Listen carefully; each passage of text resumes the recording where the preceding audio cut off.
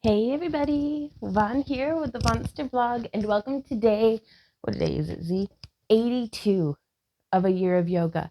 And okay, so I've been trying to build like a disciplined practice where we're building every day on what we had worked on the day before. And like today's just the kind of day where I didn't feel like putting on pants. Like I literally just put on pants for you guys because, well, uh, so today we're not doing any of that crap. We are going to be playing with veils.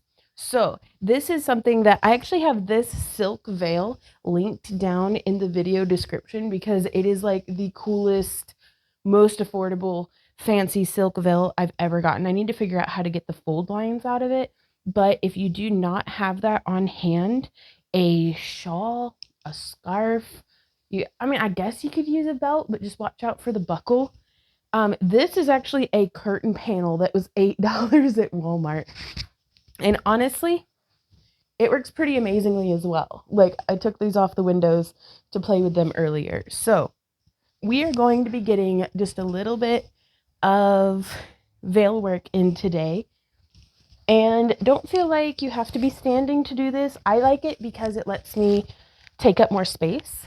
And that's part of the fun of playing with veils, is how much space you get to take up. So we are going to start with just a little bit of breathing and stretching just to get the blood flowing. So we're going to inhale up, reaching up to the sky, stretching through the front of our body. Exhale down, making a nice curve with our back as we kind of squat down into everything. We're kind of doing that standing cat-cow with arms plus breathing and squatting, whatever that might be called. So we'll I'm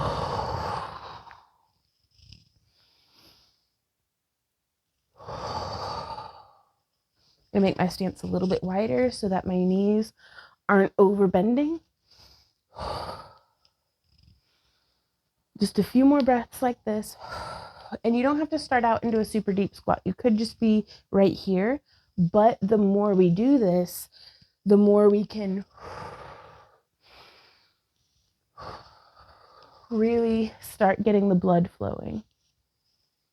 And now we can reach across and open, reach across, oof, and open. And let's go ahead and grab our veil.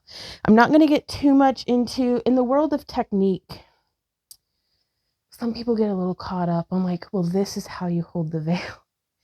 And that can be helpful. And I think it's a really good idea to, when you're learning, learn the rules so that after the fact, you can just do whatever the heck you want, knowing what the rules are and then breaking them freely and wildly. I'm getting a little excited. Like, I'm very excitable today. So let me kind of just calm down for a minute. So we're going to be starting with our veil. Again, this is linked down in the video description. So if you want to see like the exact measurements and stuff, I don't know that, like, but you can check out the link and it should show you. So we can hold, oftentimes I've seen to where they'll have you, instruct you to hold the veil where it's pinned kind of between one finger and another finger. That way it stays nice and outstretched and it lets your hands do their thing. But you can hold it however you want, you guys. I tend to pin it between my thumb and my finger, but really I like that, having my first fingers in there. And we're going to start by just bringing our arms over our head, pulling the veil with it, and bringing it back. So it's kind of like doing arm circles. And you want to have, if you have too much space in the front of the veil, and you got a big old noggin like me, it can kind of get complicated. So on movements like this, I like to have the veil pretty taut between my fingers. And that way, whenever we do this, it's not getting caught on my head. And then we can change the direction with very dramatic sweeping motions with our whole body.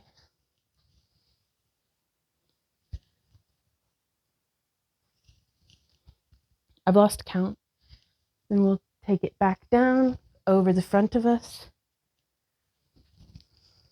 behind. And it's mostly about just leading the fabric and then letting it fling and bring itself back over with its own weight, because it's kind of the benefit of having such a light and gauzy silk veil is it kind of just floats and moves so beautifully. So let's go to the other side. And I'm kind of just bringing my right palm to my right obliques and then flinging it open. And right now we're just building mobility and endurance in our arms. Wow, super dramatic. Like, wow. Like, it's so much fun, you guys. And now we can start adding in. Let's go to where we're holding onto the veil at its full width. And I have holding between my two fingers, just out. Just practicing leaning our weight from one side into the other. And you can keep your arms outstretched, or you can alternate which one you bring forward. So again, just with the arms outstretched, just twisting our trunk from side to side can give such a nice flowy, I don't know about y'all, but my arms are tired already. So let's do some lower body work real quick. Again, dramatically throw our veil behind us, sort of stuff. It's like we'll just wear it as a cape for now because I don't want to just throw it on the ground. When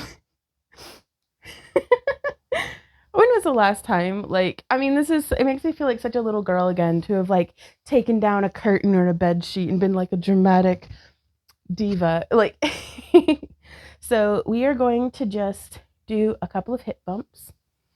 So just lifting our hips, using very much our knees.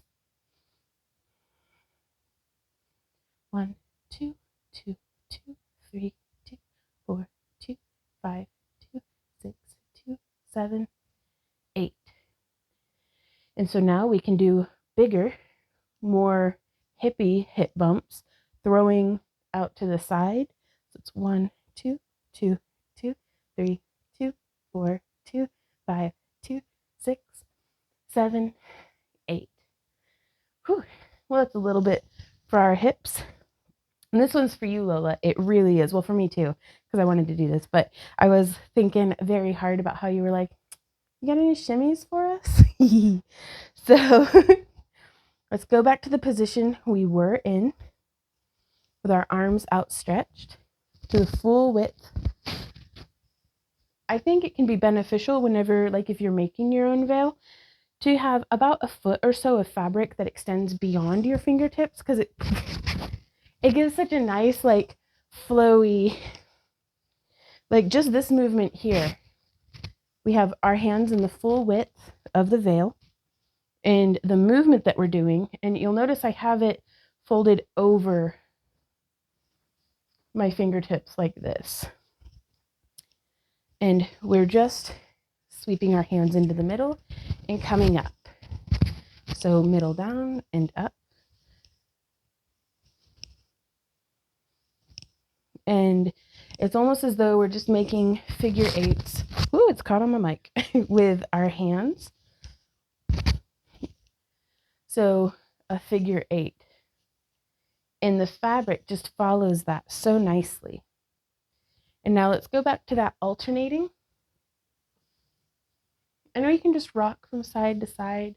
I think this is a fantastic thing to have some music going. And now, I don't know what these are called, but I always kind of think of them as like a tornado. So we are going to start with our hands, left and right in front of our body, not at the fullest extent, but I'm holding about right here on my veil. You'll find where is good for you. And we will lead by bringing our right hand in front of us and our left hand over the top until it's behind us, and then our left hand in front and right around. So these can be done very quickly or very slowly and sensuously. And I love pairing them with a spin, a nice slow spin, because I feel like it really lets the fabric catch some air. And now let's change direction. So we're going to lead with our right hand overhead, open with our left, bring our right around, and return. So let's go ahead adding that.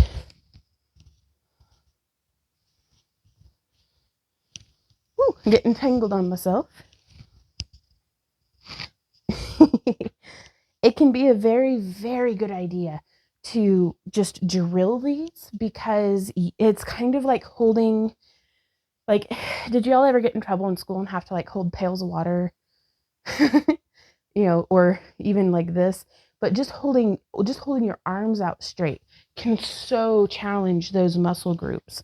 And you wouldn't think it, but this super light, silky, gauzy veil can provide a lot of resistance.